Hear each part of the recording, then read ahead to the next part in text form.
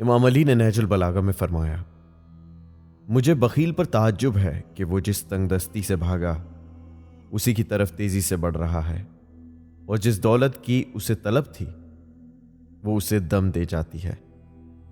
چنانچہ وہ دنیا میں تنگ دستوں کی سی زندگی بسر کرتا ہے،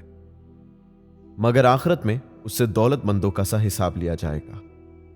اور مجھے اس متکبر پر تعجب آتا ہے جو کل ایک نطفہ تھا اور اگلے کل کو مردار ہو جائے گا، اور تعجب ہے اس شخص پر جو اللہ کے وجود پر شک رکھتا ہے حالانکہ وہ اللہ کی مخلوق کو آنکھوں سے دیکھ رہا ہے،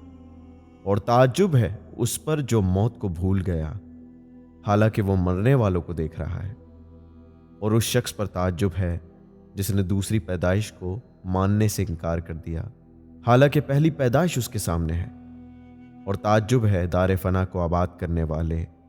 اور دار بقا کو چھوڑنے والے پر۔